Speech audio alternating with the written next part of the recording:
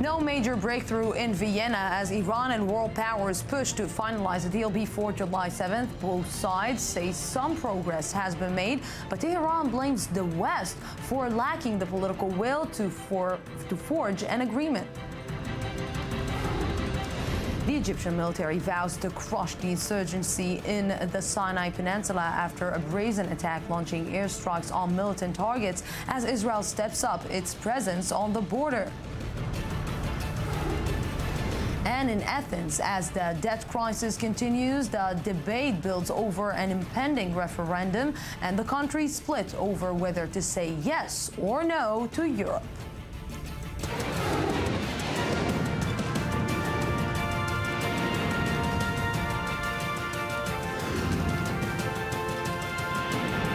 The News Today with Lucy Aharish.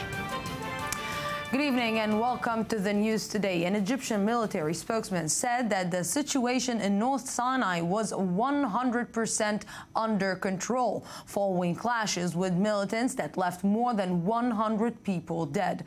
But with military airstrikes continuing and Israel stepping up security on its border, it looks like the insurgency in the Sinai Peninsula is far from over. I-24 News correspondent Shai Ben-Ari has the details.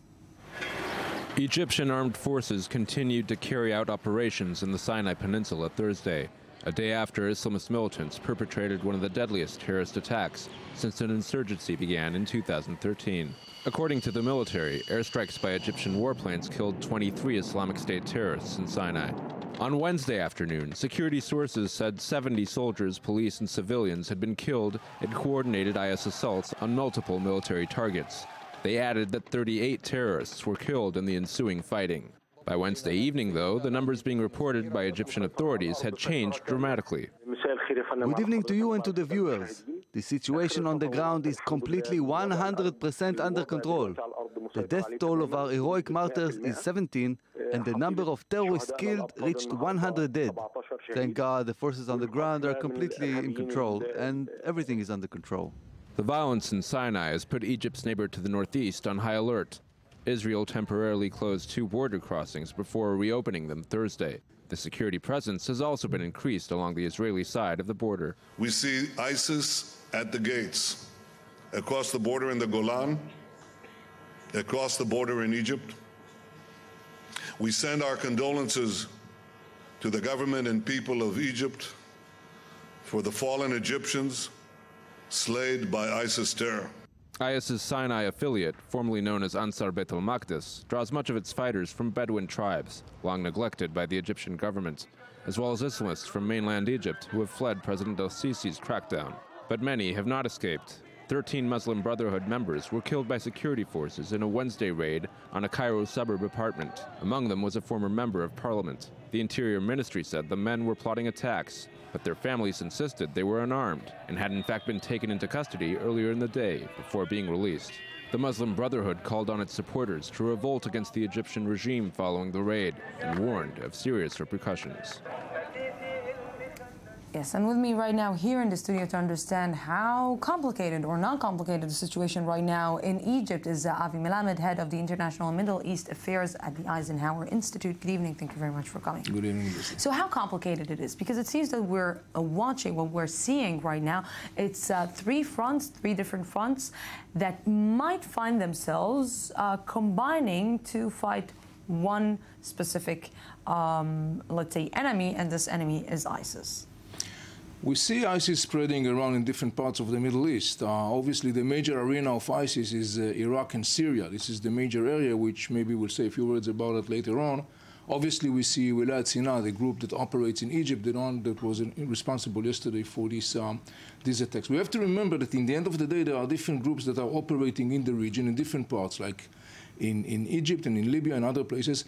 Some of them are operating as subcontractor, sort of speaking, of ISIS. It's not necessarily to say that this is ISIS, but basically they are inspired by ISIS. Some of them, like the group in Sinai, formally define themselves as ISIS. They identify with ISIS. What is the reason, and I'm trying to understand, what is the reason that Egypt is not able to actually maintain control or to take control over the Sinai Peninsula, which is a very important and strategic place in Egypt?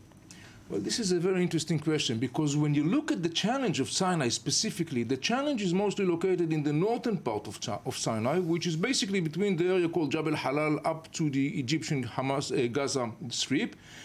While in the southern part of Sinai, we know that there is a conglomeration of 10 or something like that tribes that are basically working together with the Egyptians in order to secure the important assets like the hotels, the tourism sites, and so forth and so forth. So it goes back to the question, how come the Egyptians are finding such difficulties to confront and in the end of the day to decisively defeat the groups that operates in the northern part of Sinai?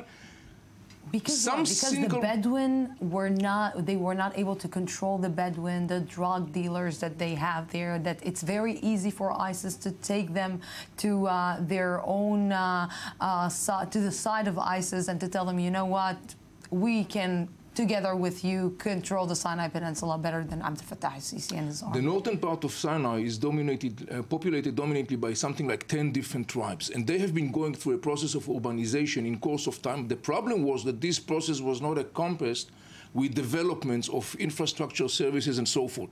What happened was that this whole region was neglected, abandoned by the Egyptian governments, and this is, of course, a great conditions or ground for radical groups to operate, because it's not only that they are able to attract people to join them, they are also able to offer people economic activities like smuggling, like drug dealings, like crime, and so forth, that basically makes a huge income. Now, the northern part of Sinai, populated by these tribes, the Egyptians know that they have to find ways to negotiate, to dialogue with these tribes, and to bring them together similar to what they did in the southern part of Sinai. By the way, there is other cynical approach that basically says, well, maybe it's the interest of Sisi to have something like that going on in Sinai, because Sisi is using the terror challenge is a kind of like a flag to bring all Egyptians around. And it's amazing also to see the reaction of Benjamin Netanyahu, his warm reaction towards the Egyptian regime about what just happened yesterday. But I want to take you to something else, because these tribal, let's say, culture that is in the Sinai Peninsula, creating some kind of, let's say, competition between terror groups. This takes us to something else. The phrase, what goes around comes around, takes a serious, on a serious note in this next story. Syrian rebel group Jaish al-Islam executed 18 alleged members of the Islamic State in a gruesome video that mimics those released by the IS. The footage shows fighters from the anti-Assad group wearing the orange prison clothes of the IS victims, while the victims are dressed in black and chained together. Ayman Siksik has more. Shackled, chained, and brought down to their knees. A chilling revenge on Islamic State group fighters. Soldiers of the Islamic Army in Syria have released video of more than a dozen supposed IS fighters being led to execution.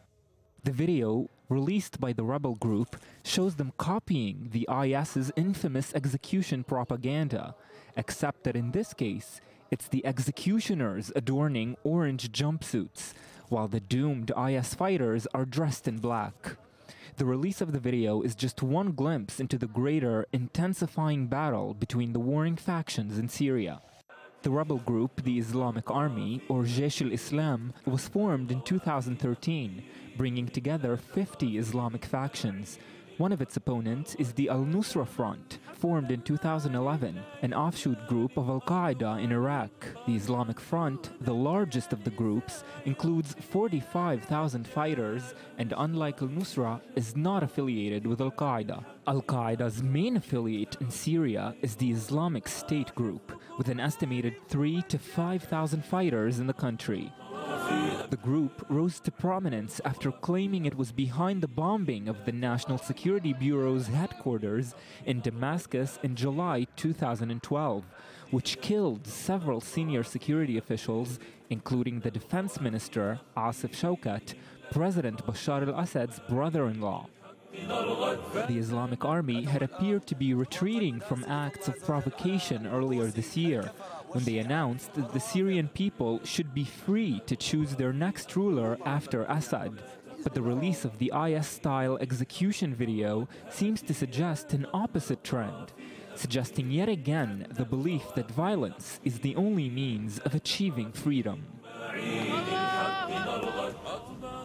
You know, the opening, Avi, of this item is exactly this specific story. What goes around comes around. And I'm asking you, really, did ISIS really think that they will be, that they will get to a point that no one will actually pay them back? You know, we've been talking a lot about the war in Syria. Let me tell you a secret. There are 3 wars going on simultaneously in Syria. One war is the rebels against the axis of Assad and the Iranians and the Hezbollah. We all know that. The other war, which is for now in a low intensity is between some Syrian rebel groups that are standing for the more national affiliated course and al-Nusra, Al-Qaeda. But it's kind of like a very low profile as of now. And then there is the third war. The third war is between all the rebel groups in Syria against ISIS. Now, out of the 3 wars that I just mentioned, there is only one war that does not have political nor diplomatic horizon. It's going to be decisive only and over on the battleground, and that is the war between the Syrian rebels and ISIS. Why is this? Because the war is about the question, what would be the identity of Syria in the post-Assad times? While the rebels in Syria, even though there are different, Al-Qaeda and Al-Jaysh al-Islam and Jabhat al-Islamiyya and the Free Syrian Army and others are different in their ideology and they have a conflict regarding the way they look at Syria at post-Assad times, still the gap could be bridged one way or another. By the way, there are very interesting signs that even Al-Qaeda in Syria is very cautious in the way where he implements his control over the population, unlike ISIS. Why? Because Al-Qaeda has a political tune, sort of speaking. Of course. ISIS comes from a very extreme, radical, non-compromising approach, and as far as the Syrian groups are concerned, this is now not negotiable, because the conflict between them and ISIS could be determined only at the battleground. And the interesting thing, when you look at what's going on in Syria right now in that context, the biggest clashes are taking place between the 2 major groups, al-Nusra, Al-Qaeda, and ISIS. Now, if you want to be totally Sunni, more than that, if you want to be totally puzzled, here is the story. Al-Nusra is the offspring of ISIS. Okay. And ISIS is the offspring of Al-Qaeda. Which means that, you know, a family, you never can choose. You got a point. Avi Menachem, thank you very, very much for this. Thank you.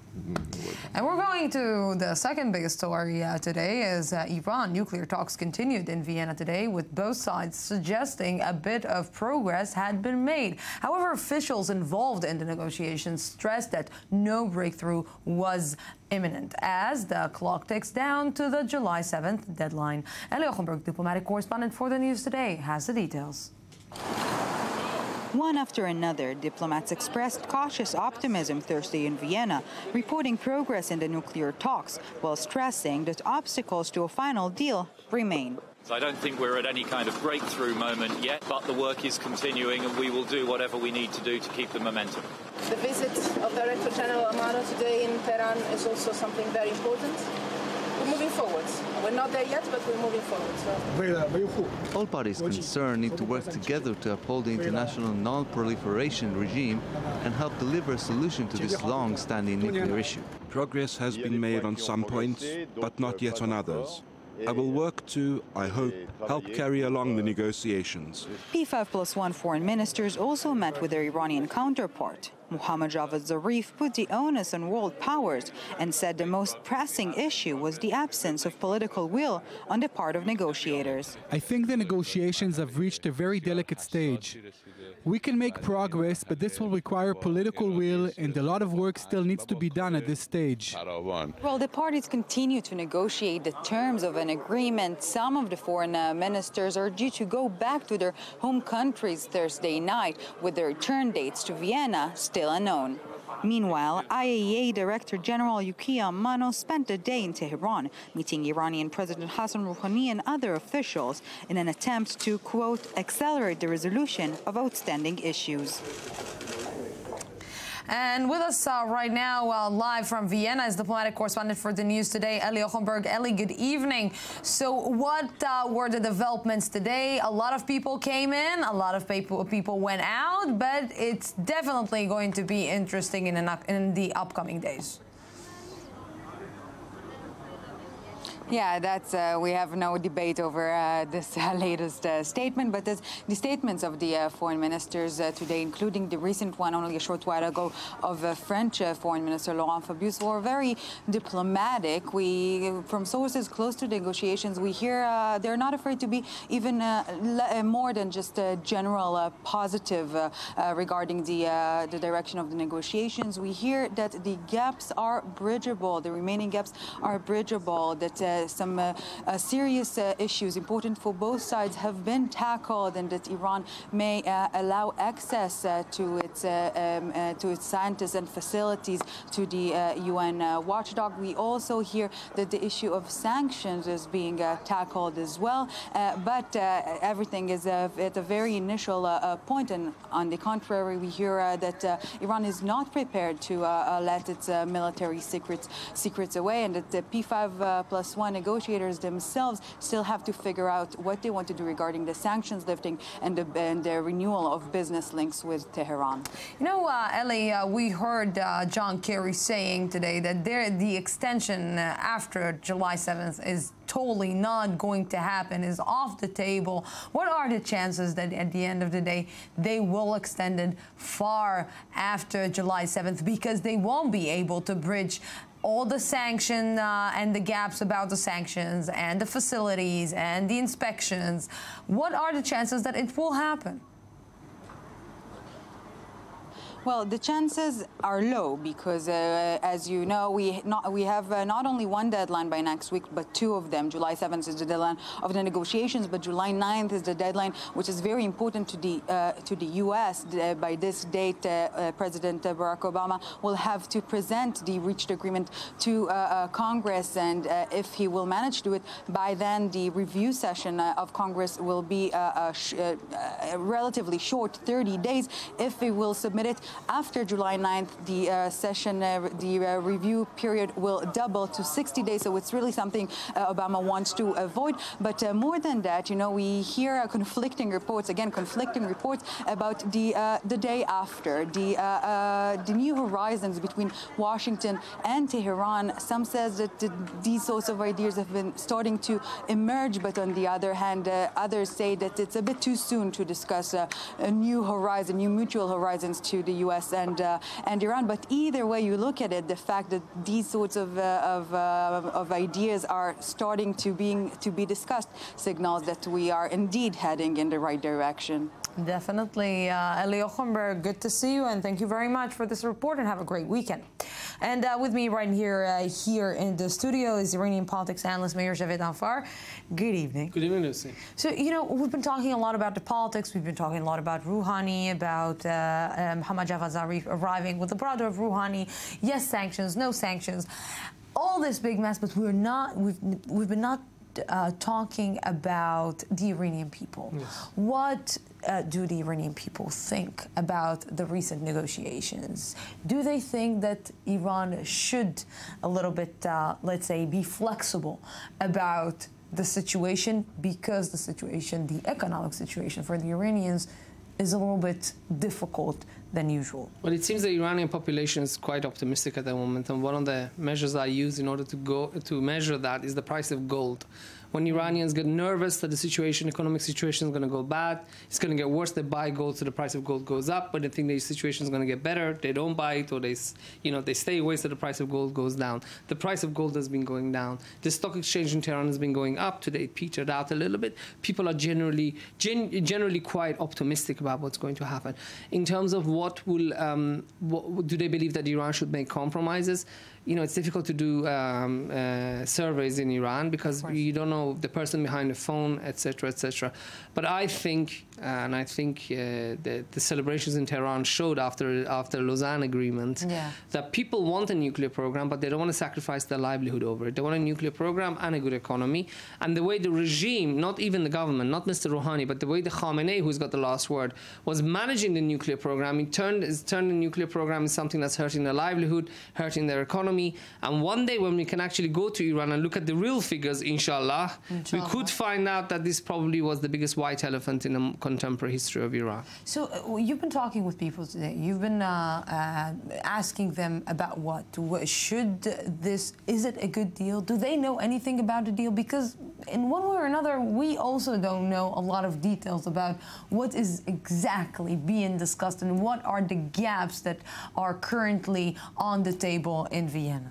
It's very difficult. I agree with you, and there's so many. On the one hand, the Chinese foreign minister said that the deal is breachable, there can be a deal. And right now I read another report that where somebody from the Iranian negotiation team who didn't want to be named said they don't agree with the inspections that the West is demanding. They don't agree with the conditions of sanctions. It's smokes and mirrors. It's so difficult to tell, but to be honest with you, I think the chances of a deal are 50% plus. 50% plus, but something amazing that is coming out from our reporters in Vienna is that Israel is off the table. Israel is not being even taken under consideration in these talks, and more than that, it haven't been taken under consideration. No Israeli media is covering it. In the meantime, Israel is almost losing its patience and is really, really worried about this. Where is Israel in this situation right now if a deal will be signed? I don't belong to the school of thought in Israel that President Obama is so desperate to reach a deal that he will forget about us and that will reach a deal that will endanger our security.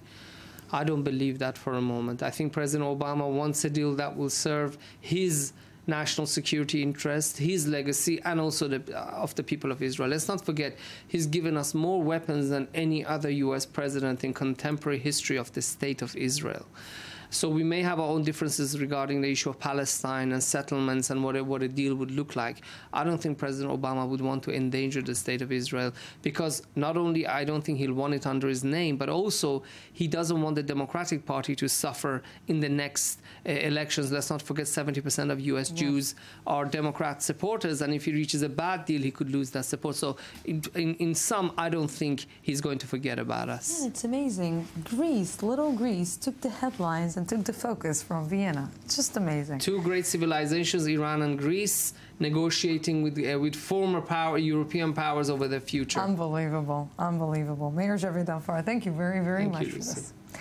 Tunisian authorities have arrested 12 people they suspect are linked to the deadly Sousse beach hotel attack on foreign tourists and are hunting for 2 men who trained in a Libyan jihadist camp with the attacker. 38 foreigners, including 30 British citizens, were killed in last Friday's attack before the gunman was shot by police.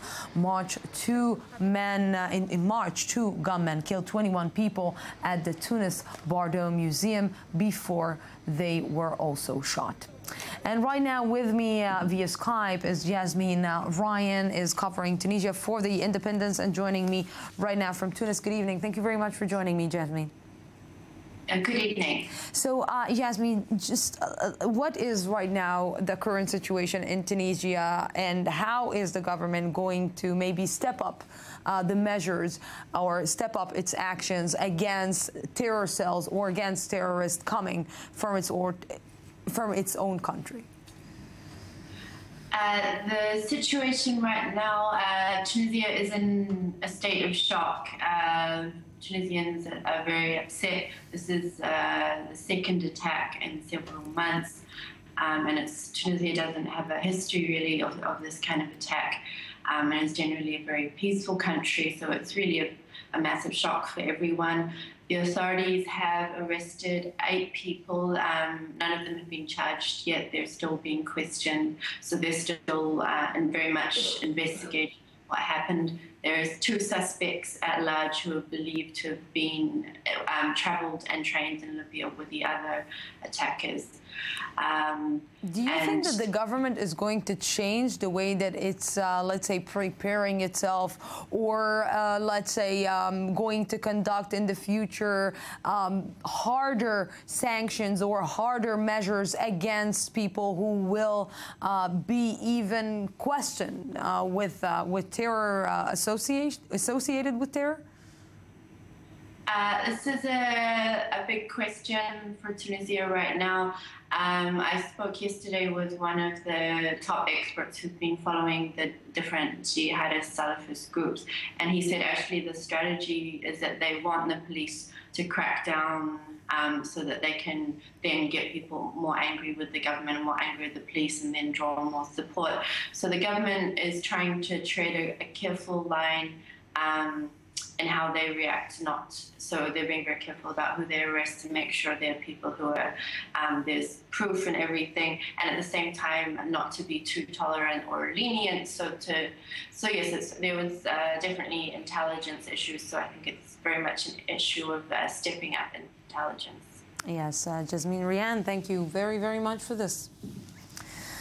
An 8-block radius of Washington, D.C. came to a standstill today as the U.S. Navy Yard was placed on lockdown following reports of a possible shooter. After hours of tense searches, authorities confirmed it was a false alarm. Shachar Peled has the story.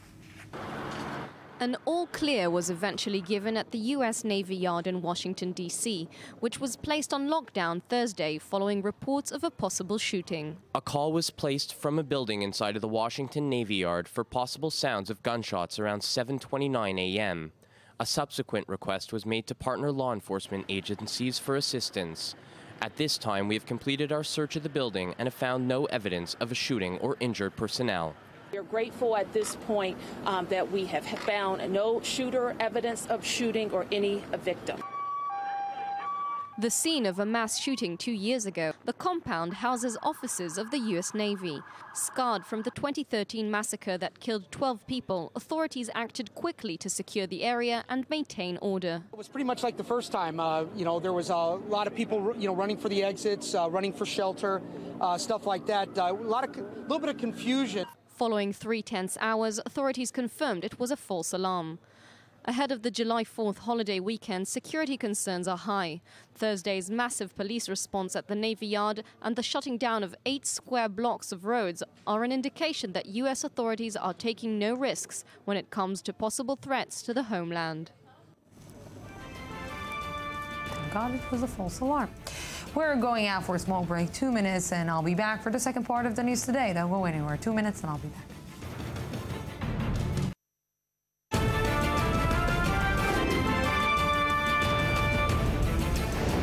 No major breakthrough in Vienna as Iran and world powers push to finalize a deal before July 7th. Both sides say some progress has been made, but Tehran blames the West for lacking the political will to forge an agreement. The Egyptian military vows to crush the insurgency in the Sinai Peninsula after a brazen attack, launching airstrikes on militant targets as Israel steps up its presence on the border.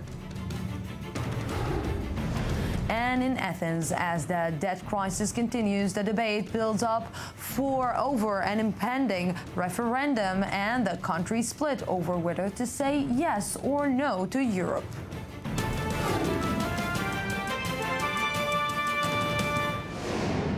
Welcome back to the news today. Greece's left-wing government has threatened to resign if the country votes to accept an international bailout agreement in a referendum this Sunday. The news today comes as the IMF warned Athens would need a large debt write-off if economic reforms are not implemented. I-24 News correspondent Ayman Siksik has more. Another powerful statement from Greece's Prime Minister, the latest in a series of surprising moves that have left the country teetering on the brink of financial collapse. Despite having previously accepted additional conditions to unlock further funds from international creditors, Tsipras stated Thursday that control over the Greek economy must remain in Greek hands. Despite the fact that we are facing unprecedented economic difficulties, we have to maintain a core of national sovereignty. To the best of our ability, neither I nor the defense minister will accept cuts that aim at creating new forms of inequality in society. The words likely shook Eurozone leaders, coming on the same day that NATO expressed certainty that Greece is committed to forging a bailout deal, possibly to apply pressure on Tsipras. Greece is a committed ally inside the NATO alliance, and I count on Greece also in the future that they stand by their commitments in the alliance. Tsipras's impassioned call on Wednesday for Greeks to vote no in the upcoming July 5th referendum was likewise not well received. If people vote no in the referendum, then there is no basis for a solution. There would be no basis for a new program, and the question is whether there would be a basis for Greece in the Eurozone. Meanwhile, Greek government officials said banks will reopen as soon as a deal is reached with creditors, providing a temporary sense of relief for citizens whose funds have been frozen until negotiations resume. Yes, according to a new OECD report titled Settling In, countries with larger migrant populations are better at absorbing them into the workforce. The paradoxical findings show that migrants' relocation to Western nations, including the U.S. and Canada, are more likely to find employment.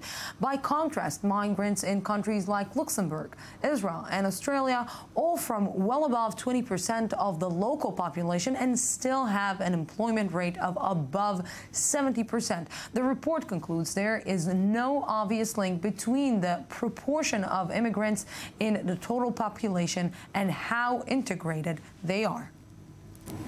And with me right now is Thomas Liebig, Senior Migration Specialist in the International Migration Division of the OECD. Good evening. Thank you very much for joining me. Good evening. So, Thomas, can you tell me what you find in the recent report that we are talking about? Well, first of all, we find that migrants and their offspring are a significant population in the OECD countries. 1 in 5 is either an immigrant or an offspring of immigrants. That's a very significant population about which we're finding. And unfortunately, where you or where your parents were born still casts a long shadow on people's life chances.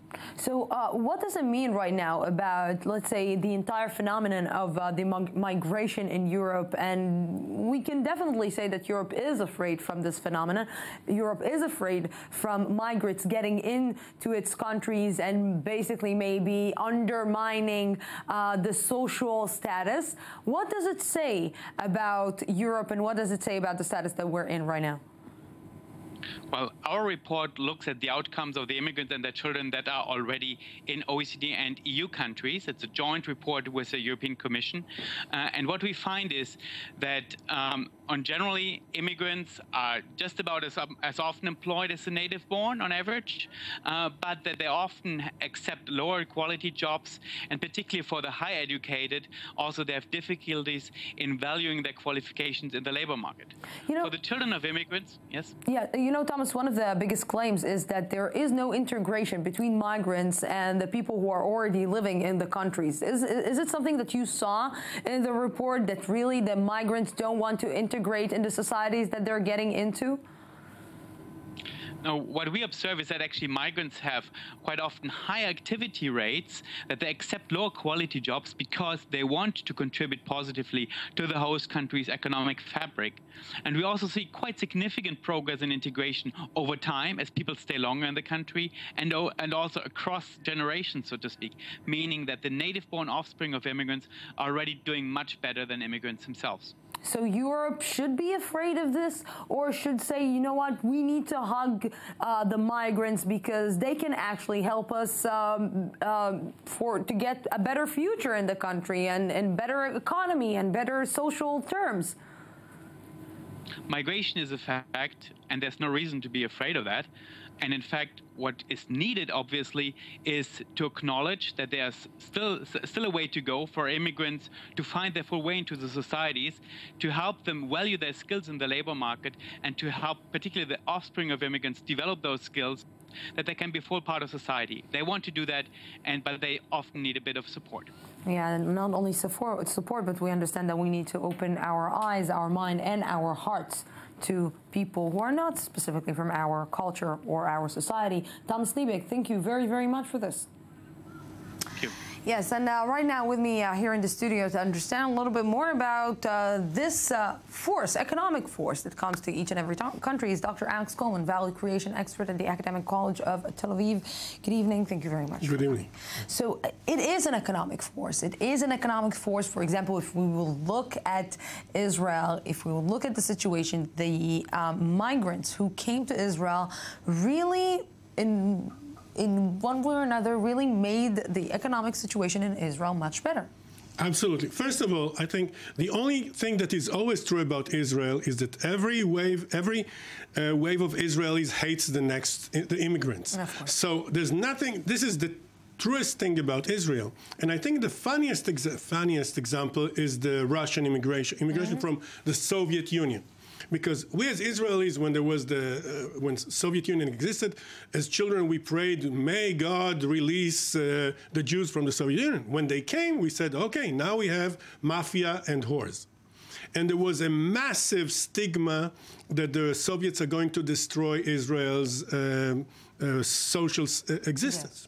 And as we all know, these people, they worked extremely hard. I'm talking about people with education similar to what you had in this commentary. People with PhDs in areas who could not work in Israel, like forestry, things of the sort, who actually worked as wiping streets so that their kids would be able to get education. And they basically are accountable for us becoming startup nation. You know, it's amazing because Israel is a startup nation, because Israel is a country, is a young country. It should observe these people. It should observe migrants and take them and take the advantages of people who are coming from older countries with older, let's say, perspective on things and more, let's say, I can say more professional perspective on things than we have, and actually... And a different perspective. So since we're inside the soup, we take it as granted by people, but people who come from Africa, from Russia, from Ethiopia, from wherever, they have a different, fresher look. And also, by definition, they're more enterprising because they're not the people who sit on their backs and say, God will help me somehow. They actually get up. And you know, and more than that, it seems that Israelis sometimes, we're talking here in Israel, we're saying that Israelis sometimes are too spoiled to do the jobs that the migrants are doing. And at the same time, Israelis are doing these jobs when they are immigrants themselves. In the United States, they would do the menial jobs because they need to eat. Of course. But here, when I needed somebody to take care of my mother, it would never be an Israeli. You would never find in Israel only immigrants. Yes. And it's funny because when I think about my mother immigrated to Israel from Romania. She was a pediatrician. So everybody looked down at her because Romanians, they are the slime of the earth. And she had to learn Hebrew and Arabic because she needed to be able to tell her patients to open their mouths and say and examine them. So it was and learn the so it was very difficult on her. But she was so desperate to succeed that she was much more motivated. And for that reason, if you look at the statistics, you have less unemployment with immigrants than with people who are native in the country, which is a paradox. In a weird way, I think that when Israelis, for example, I'm always taking it or Israelis or Italians or French, or they are seeing that the migrants are coming and taking their jobs, so that it gives them, in a weird way, a push to go out and actually work. But, you know, we are never looking at the bright side of life. Never. We'll never start looking at the bright side. Unfortunately. Alex Coleman, always a pleasure. Thank you very much. Puerto Rico is being dubbed America's Greece, while the island managed to avoid default by making its big July 1st bond payments. Puerto Rico still has over $70 billion in outstanding debt to go. Its governor has said the country won't be able to pay it all back, dubbing it a death spiral. Annie Schatzberg and Charles Bibleser have the story.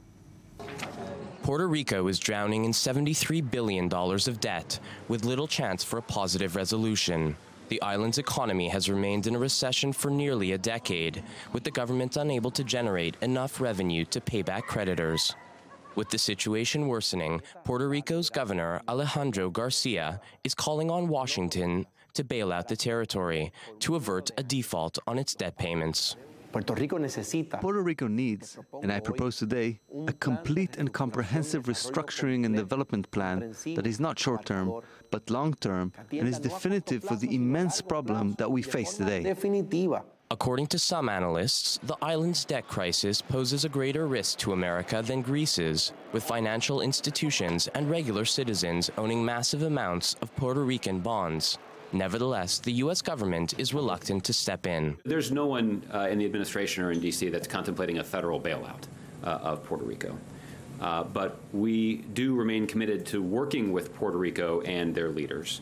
While Congress has not yet weighed in, aspiring 2016 presidential candidates may be more attentive, as naturalized Puerto Ricans constitute a swing vote in Florida. In 2012, Obama won the state by less than 1%, propelled by a strong majority of Puerto Rican descendants. Puerto Rico is seeking an economic plan that exploits the island's advantages. Not only is it a tourist hotspot, but it is also home to a large pool of educated and bilingual workers. Instead, the governor has proposed a $9.8 billion plan that would cut the budgets of 20 public agencies and force 95 schools to close. And right now, it's the time for our weekly debate, Israeli politics debate, but because Eli Ochenberg is not here, I brought somebody else for Hani Zubeida. Aviv Bushinsky, good evening. Hi, good evening. Former media advisor to Prime Minister Netanyahu. Thank you very much for coming. And also Professor of Political Science, Dr. Hani Zubeida, good evening. Good evening. I thought we would play Where's Ellie, but... no, Ellie is in Vienna, and she's going to stay there until they will sign the deal. Oh, they but they are going to sign the deal in Iran, but here there is a deal that refuses to be signed. And Aviva, we'll start with you. What is happening here, and why Prime Minister Benjamin Netanyahu is keeping silence, keeping the silence game and playing the silence game with all of us and not actually going out and talking, telling what's the deal's all about? First of all, you're talking about the gas, right? Mm-hmm. Gas doesn't make noise, but I think that... it smells. Yeah, it smells. And I thought also, according to results, it smells bad. I think this is his first political blow, Netanyahu, since he was elected, and a huge blow that reflects how weak his coalition is. He didn't manage to pass it this week. He tried to do a confidence vote. He saw that it would be a non-confidence in case he's going to go for it, and he had to withdraw his resolution.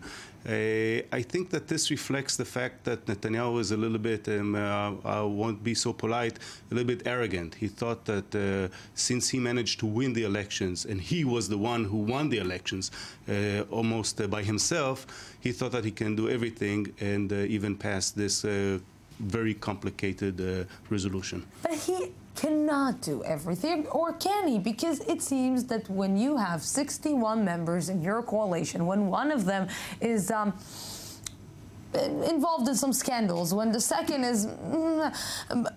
you won't be able to survive for a long time, especially if you want to pass a deal, a big deal like that.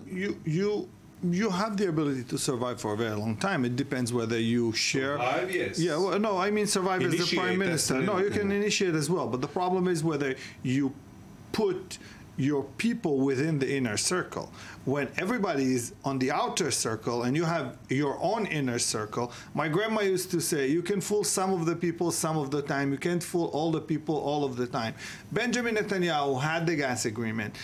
It wasn't good. The Noble Energy and Truva lobbyists were pressuring him. They took them into his office. Instead of putting it public, showing what were the discussions about, he said no discussions. And then all of a sudden, somebody comes out from the Prime Minister's office. It's illegal, by the way. And he throws out a summation of the meetings, and he says, this is what we had. That's what I say. This is arrogancy. No, but it wasn't just arrogancy.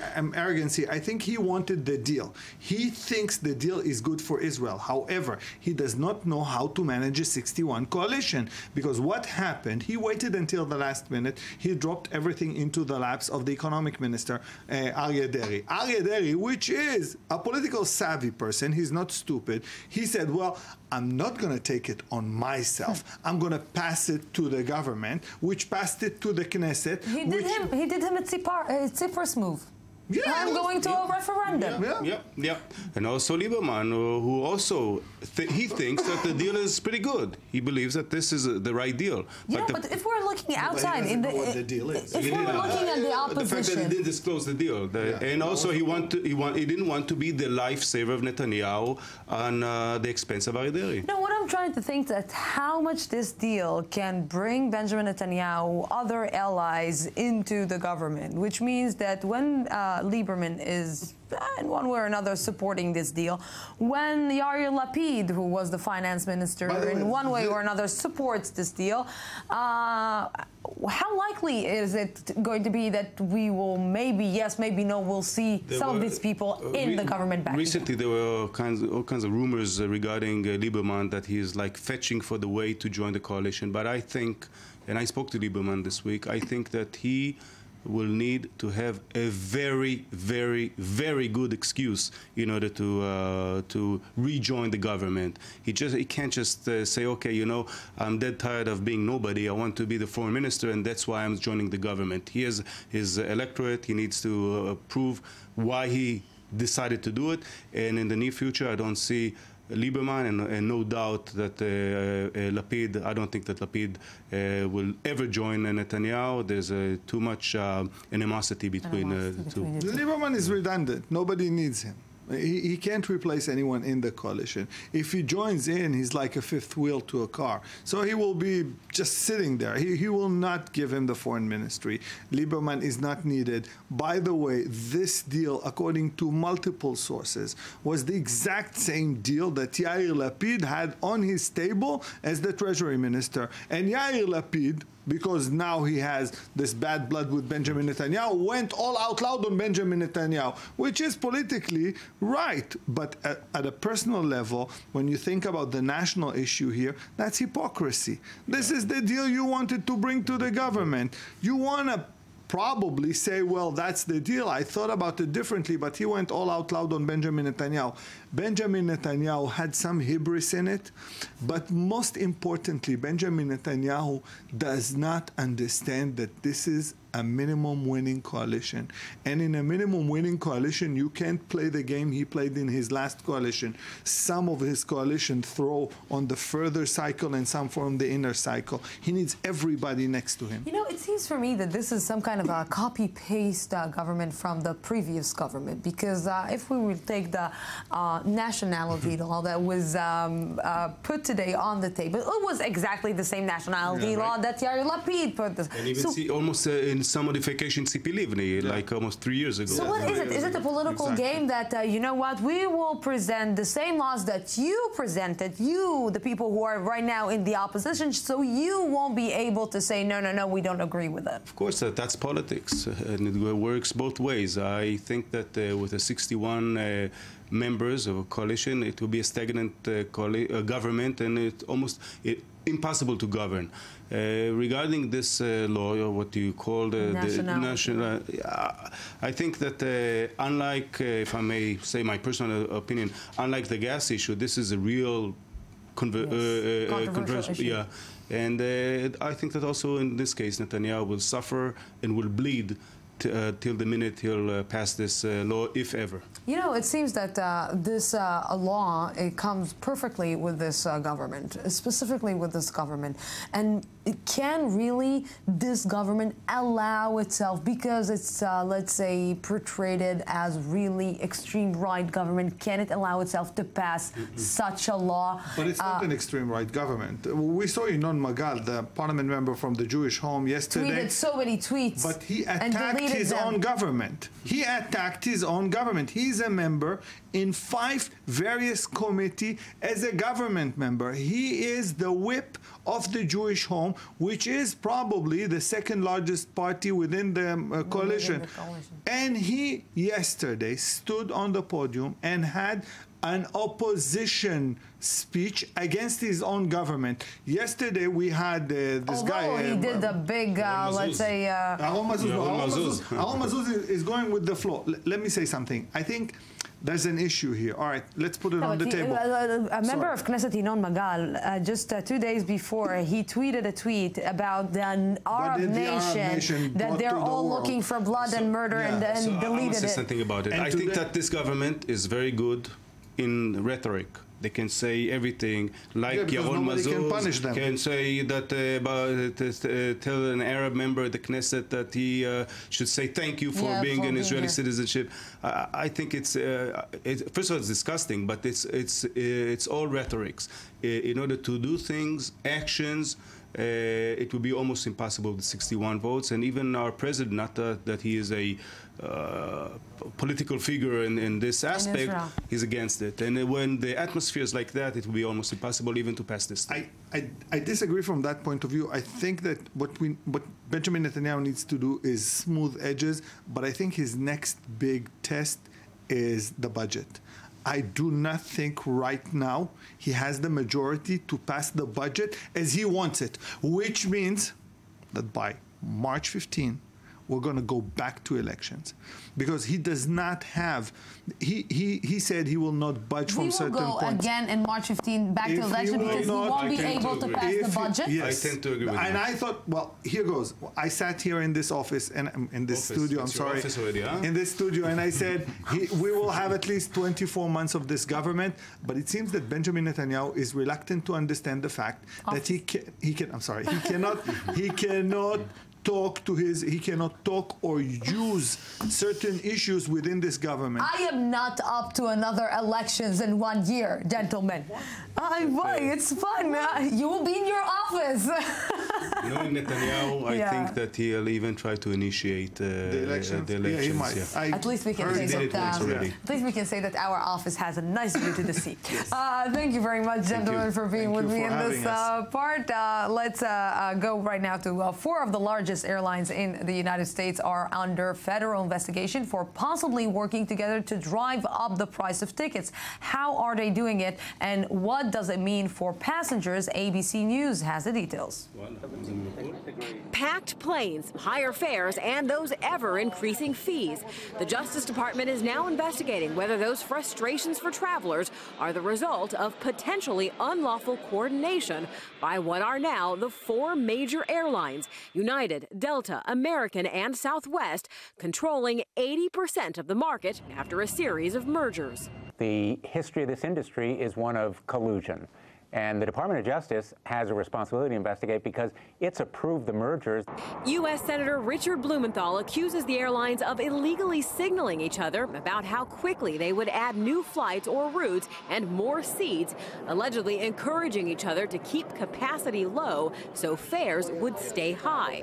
The Justice Department is now demanding the airlines produce statements and decisions from the past 2 years about the size of their fleets. This morning, the airlines deny the accusation, saying through their trade association, it is customers who decide pricing, voting every day with their wallets on what they value and are willing to pay. But with airlines now reporting record profits, many passengers squeezing into those crowded planes with pinched wallets remain skeptical.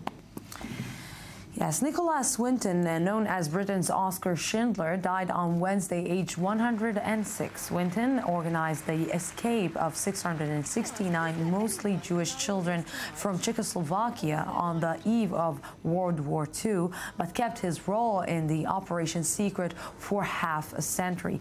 His actions only came to light after his wife found a scrapbook containing a record of names and pictures of the transport in the attic of their homes in 1988. Amazing.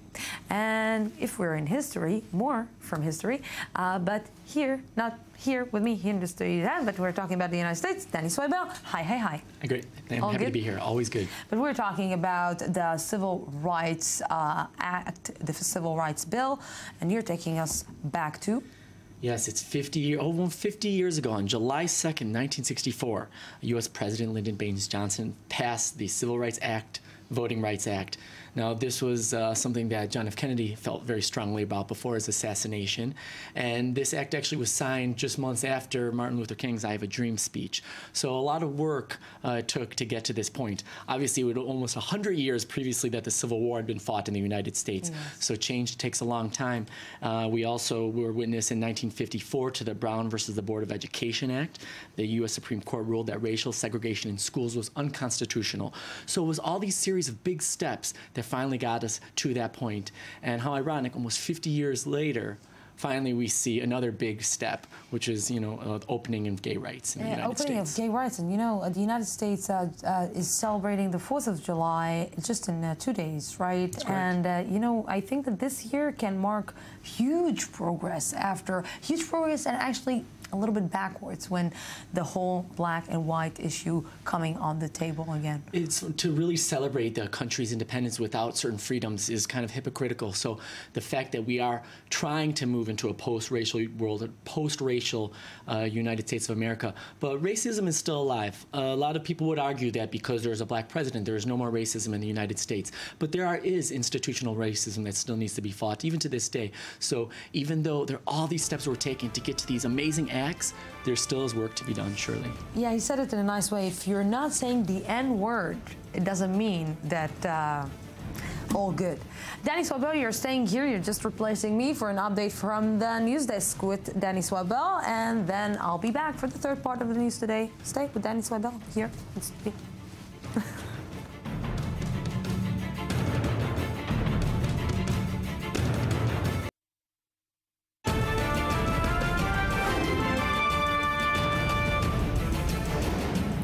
Welcome back to the news today. Israel usually comes under fire for evicting Palestinians from land and housing deemed illegal, but they aren't the only ones. Uri Shapira met with one Israeli family whose farm risks being shut down by the authorities. Bar and Avishai Aran don't have special plans for tomorrow, but this may be their last day living on this beautiful farm after a Jerusalem court decided to evict their family from property the Israeli Land Authority considers illegally settled. We don't have a plan B. We don't know how to disassemble. We only know how to build things. We're ready for any agreement. If they tell us to destroy the house, we'll destroy it and live in a tent. The Yaran family established their farm in 1995 as a place for goat grazing. According to Avishai, this activity helps prevent fires in this otherwise deserted forest area. The goats graze in the grove. They eat the short layer of flora, and in doing so, pave the way for travelers, and also prevent fires from expanding. However, the Israel Land Authority is not convinced and took the family to court, arguing the couple took over public property and used it for their own good. The couple, on the other hand, claims it shows complete self-sufficiency as a business model. This instrument, for example, is being used as a stove. We use the mirrors to produce heat from the sun. In 2002, an Israeli ministerial committee decided to promote the settlement of lone family farms in the southern Negev desert and the northern Galilee area. However, the Yaran family set up its farm in a central and highly populated area located near major cities such as Jerusalem, which has high financial and political value. After the court decision to evacuate us in 2013, we expected a compromise with the land authority, but there was none. Because we are dealing with cruel clerks, you don't expect a national authority to act like this. This case remains in a gray area, stuck between free enterprise and preserving the public space. It's amazing. Uri Shapira joining me right now here in the studio. Good evening, Uri. So there is, first of all, the comment coming from the authorities in Israel. Yeah, the Israel Land Authority reacted saying in this case the authorization was only for shepherding and it has expired. The construction inside the area is illegal. The Israeli court has discussed the subject and ruled against the couple. So what basically their claim is, that there should not be, they should not be there? Yeah, so basically they said that they don't have the license to be there, they don't have the authority to be there. So if we're looking at the specific situation, if I will look at different parts in Israel, for example, in the Negev, in the southern Israeli territory, if a family like that will be there or settling there, nobody will come and tell it anything or say to it anything because it's okay. Well, it's a very complicated situation. We have to differ between several cases. One case will be the West Bank, where the Israeli law doesn't stand. In some cases in the past, outposts were built by a lone family, and Israel actually backed these cases. In other cases that you mentioned, in the Negev, Israel actually promoted cases of why I'm asking you this, Uri, because if we're looking right now in the situation in the Negev and we're seeing all the Bedouin community, the Arab Bedouin community sitting there, it's basically on the same level. It's the same story, only that the Bedouin community is a community sitting on large land, and this is a small family, but sitting maybe on let's say, exotic piece of land that is not that exotic like the Negev. Yeah, it seems that in the central area of Israel, there's more concern of the Israeli authorities because this land is much more expensive, there's much more value to the land. When you mentioned the Bedouin, it's a very interesting example because many of the areas there is populated by unrecognized villages. They're not connected to the water system, they're not connected to electricity, they suffer from a very high poverty. Yes, definitely.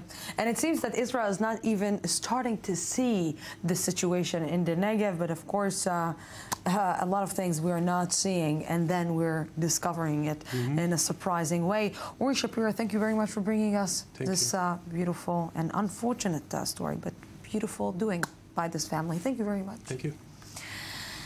10 years ago, Israel undertook one of its most controversial moves ever, the unilateral disengagement from the Gaza Strip. In doing so, the IDF forcibly uprooted thousands of Jewish residents from their homes. A decade later, Julian Balul caught up with some of them.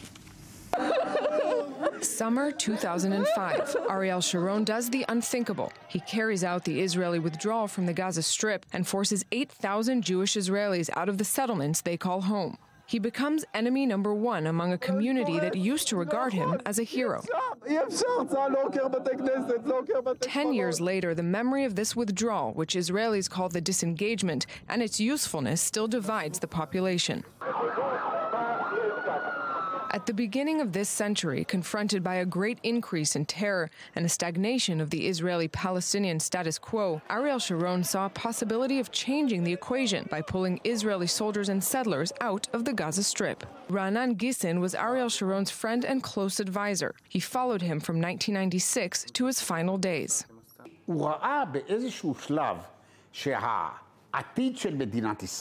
He understood that the future of the Israeli state depended on the dismantling of part of the settlements and the definition of frontiers that Israel can defend. For Gissin, there was no doubt that the then Prime Minister Sharon could resist pressure and carry out such a project. He was a bulldozer. It was he who initiated the settlement movement. Since he was the one who had ordered the construction of the settlements, no one could criticize his projects. He was the one who had initiated the construction of the settlements in the West Bank and in Gaza.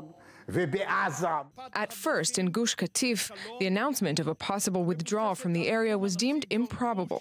Along with his wife and 6 children, Ariel Porat was evicted from his house after having lived 20 years in the Gush Katif settlement block. No one really took him seriously. To the last minute, we believed it would not happen. We received the eviction notice 1 month before retreating from the Gush Katif. It was 20 years of a life with agriculture, companies, greenhouses, and a lot of equipment. Everything had to be dismantled almost overnight. 10 years have now passed since the last Israeli left Gush Katif, a decade not sufficient for everybody to get over the affair.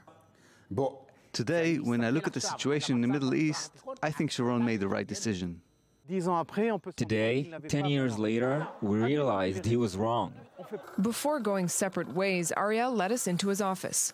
In the room, a huge aerial picture of the Gush Katif area nostalgically reminds him every day of the house he had to give up. More than his home, he's nostalgic for the days when Israelis and Palestinians were working together in the Gaza Strip. Last month, for the first time, he received a text message from Mohammed. The man, one of his former employees from Gaza, was asking him for an update and telling him that he missed him. A shattered, now non-existent friendship, even forbidden by the Islamist group Hamas, now controlling the coastal enclave. Far from getting the expected result, the retreat from Gaza was followed instead by the start of bloody cycles of violence, cycles that still go on year after year. Yes, and of course that was also Nurit Zanger. And this week we brought you the story of some extreme pranks popping up in TV shows for Ramadan. First American reality TV star Paris Hilton on a luxury plane in Dubai where hired actors and the pilots helped convince her the plane was on its way down and they were all going to die. The Cave Syrian actor Bassam Yahour, who is an elaborate prank for Egyptian TV, was convinced he was about to be executed by Israeli Secret Service agents. Yes, yes, it's all a central part of TV shows during the months of Ramadan. And to understand what are the limits of comedy and should we maybe we're stretching the limits too much. With me right now is comedian Tal Solomon. Good evening. Thank you very much for coming. Thank you. And also correspondent Ayman Siksik joining me. Good evening. Good evening, Lucy. I will start with you, Ayman, because you need to summarize a little bit. What? If I was him and her, I would kill him. Well, Paris Hilton certainly feels that way. She's now suing them, according to the British press, the whole production team and the actor who played this trick on her. Now, she was convinced that she was there for a luxury trip across the skies of Dubai, and she's very used to hanging out with the rich people in the Gulf, so this was no new experience for her. And she tweeted, actually, after the experience that dying in a plane crash was her biggest fear. So you can understand why. And she doesn't need the money. Let's put it this way. She really doesn't need the money. I think that it was really emotional on her. Needless to say about for the actor who thought that he was going to be killed and executed by Israeli intelligence. This is a little bit too much, Tal, isn't it? I would say it is. It is. Maybe for Paris Hilton, it's quite an opportunity to show off her acting skills. You know, if she can convince people it was fake. I mean, that's what I would do. I would just say that it wasn't real. And I was just acting. You know, cast me in some movie. But yeah, it is a bit too much because it's a serious prank, and the victim is really justified, I would say. You know, I mean, when you're talking about the ends and the means, it doesn't justify. She's not the proper victim. She didn't do anything, really. You know, you as a comedian, when you're going on stage, do you have any limits? It's like you're saying to yourself, okay, I can stretch it until here, but this will be too much. Yeah, sure you can. I mean, you know, especially when you're doing comedy live on stage, that you have a certain level of trust from the audience, and you can lose that in a second. So you have to be really careful about the things that you say. You have to make sure. Give me an example for it. Well, for example, if you're improvising with somebody, with a member of the audience, and you say something that's a bit out there, you have to make sure that basically it's all in good fun, and the audience has to realize that it's all in good fun with him, or else they're going to be against you because they think that, you know, you just said something that's just not appropriate. You know, sometimes I have the feeling that maybe we lost a little bit our sense of humor, because it seems that we're not able. We just had this discussion about being politically correct all the time and President Obama saying the N-word, and the wife of the interior minister is writing a racist joke on Twitter. It's like, I don't know what is the line between being politically correct and actually having fun or not fun in this case. Well, I think the problem is that humor is so subjective. I mean, what I find funny is not what other people find funny. And when we don't agree on what's funny, how can we agree on its limits? Yes. Now, one comedian who never had limits on what's funny was Joan Rivers, and in her show Fashion Police, she once said that Heidi Klum, the German model, looked so hot, and the last time a German looked so hot was when they were pushing people into the ovens. Now, this touches on one of the biggest issues with the limits of comedy are their subjects that you can touch on, like the 9/11 terror attacks, the Holocaust, or race, as Judy Near Moses Shalom found out. Or Muhammad cartoon, Charlie Hebdo, you know, all these specific issues. But, you know, especially in... Let's take it to Israel, for example. We here in Israel are making jokes all the time. Maybe I'm not the proper person to say it, but we're making jokes all the time about the Holocaust. And, you know, it's okay when you're saying it here in Israel and when a Jewish man is saying it to a Jewish woman or vice versa, but it's not okay if you're saying it to a German. Yeah, it wouldn't be as correct to say the joke to a German. It would be fairly insensitive. But it all depends on your audience and how much they're willing to take and to laugh along with you. I think any Holocaust joke is usually pointless, I would say. I mean, there's just no point of making fun of it because who are you victimizing? Who are you talking about? What are you really laughing at? If you're talking about the Germans nowadays, which most of them are not anti-Semitic or, you know, have any soft spot for example, when you're saying one of the sentences, you know, we remember we had like this big satire comedy show that said haven't the Jewish people suffered enough as a joke. It's iconic, and it's iconic. So do you think that this phrase is a little bit maybe too extreme to say to a German? It's perfectly fine because it's so soft. You know what I mean? Because there's a difference between saying a joke like that, which is totally in your face, and it's written to be that way. It's written for shock value. You're supposed to laugh at the shock value, compared to that, which is more like the Israeli atmosphere of, you know, where we are compared to the world and how much we've suffered. You know, if I will take it to Israeli Arabs, and how many times you made a joke on the fact that you're an Israeli Arab, a minority among a majority? All the time. And this is because there's something about appropriation where you feel like you're part of what you're making fun of, so you have the right to do that and other people don't. And this, of course, addresses inferiority complexes in some ways. This is mine, so don't take it away from me. And, you know, it just brings us to the question of if the purpose of comedy is just to be funny or to offend, and are offensive and funny mutually exclusive?